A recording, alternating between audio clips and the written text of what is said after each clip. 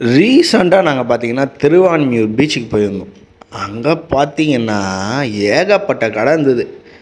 அந்த கடையில எங்க போய் வாங்கலான்னு சுத்தி முத்தி பார்த்தா, என்ன சுத்தி ஃபுல்லா கடையாவே இருக்குது.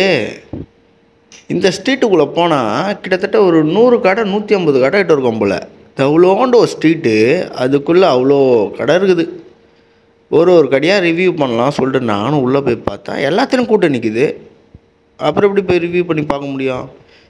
அப்படியே நான் அப்படியே எவ்வளோ கடை தான் இருக்குது, என்னென்னலாம் சேல் பண்ணுறாங்க இந்த கடைங்களில் அப்படின்னு சொல்லிட்டு அப்படியே பார்த்துக்கிட்டே போனோம் மக்களே.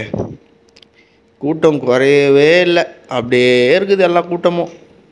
சரி நானும் கூட்டம் குறையும், எதனா ஒரு கடையில் போயிட்டு எதனாவது பர்ச்சேஸ் பண்ணி சாப்பிட்டு பார்க்கலாம் அப்படின்னு சொல்லிட்டு நானும் திரு திரு திரு திரு திரு திருன்னு திருவிழாவில் காணாமல் போன புள்ள மாதிரி முழிச்சுன்னு இருந்தேன் நடுவில். யாருமே என்னை கண்டுக்கலை. அப்புறம் என்ன பண்ணுறது, அப்படியே அந்த ஸ்ட்ரீட் வரைக்கும் போனேன். அப்புறம் 2 3 கடைக்கு போனேன். போயிட்டு ஒரு குல்பி ஐஸ் நல்லா இருந்தது, வாங்கி சாப்பிட்டேன். அப்புறம் பார்த்திங்கன்னா நம்மள மாதிரி நிறைய பேர் வந்திருக்குறாங்க, எக்கச்சக்கமாகறாங்க ஆட்கள்.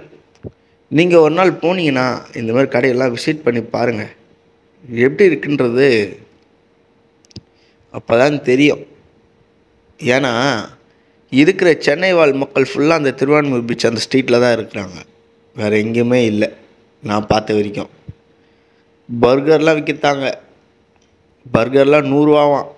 எல்லா பர்கரும் இருக்குது, சாண்ட்விச் இருக்குது. உங்களுக்கு என்ன வேணும், தாய்லாந்தில் இருக்கிற ஸ்நாக்ஸ் ஐட்டம் முக்கால்வாசி இருக்குது இங்கே.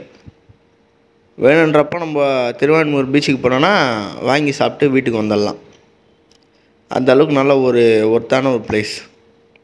நீங்கள் ஃப்ரீயாக இருக்கும்போது உங்கள் ஃபேமிலியோடு போயிட்டு என்ஜாய் பண்ணி பாருங்கள், ரொம்ப நல்லாயிருக்கும் இந்த இடம்.